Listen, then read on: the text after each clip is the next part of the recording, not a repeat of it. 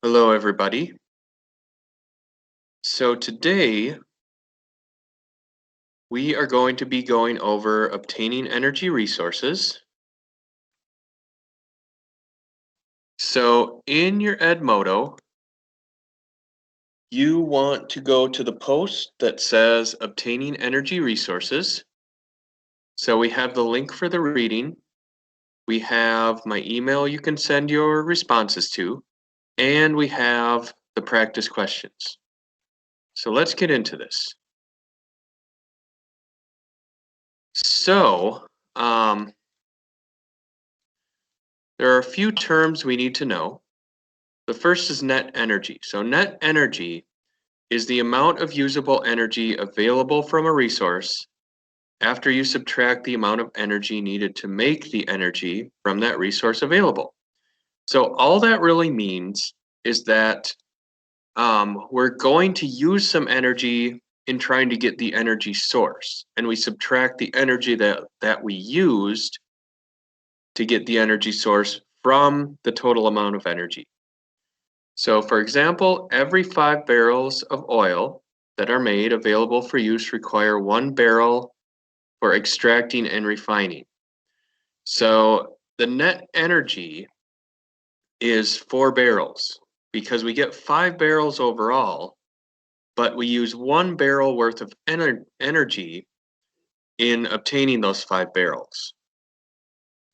So if the cost to extract and refine the oil increases, well, if the energy needed to extract and refine the oil increases, we're going to use up the resource faster.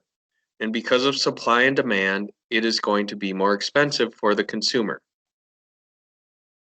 Net energy ratio. So the net energy ratio is going to show the difference between the amount of energy available in a resource and the amount of energy used to get it. So if it takes 8 units of energy to get 10 units of energy, the ratio is going to be 10 over 8, or 1.25. So available energy over energy used. So if the net energy ratio is larger than 1, we have a net gain. If it is smaller than 1, it means we have an energy loss.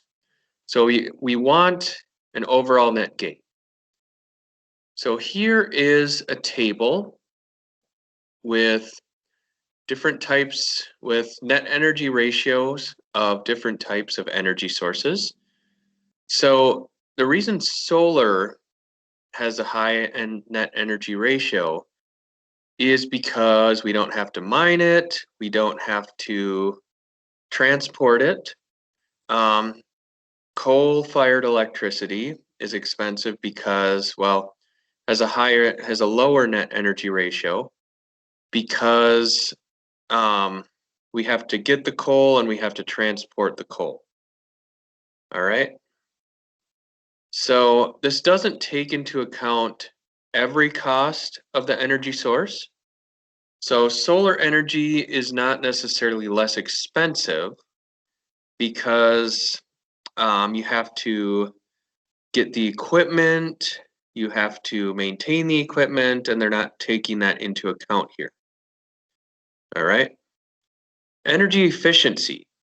This describes how much useful work is extracted from 1 unit of energy.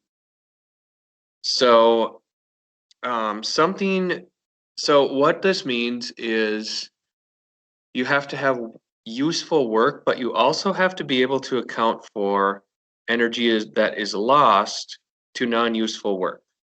So for example, if you have faulty equipment, then that is not useful work. The work that faulty equipment is doing is not useful. So higher energy efficiency is desirable because less energy is being wasted, non-renewable resources last longer, and then the cost is kept lower. So hopefully that all makes sense. Make sure you finish your questions and turn them in to me.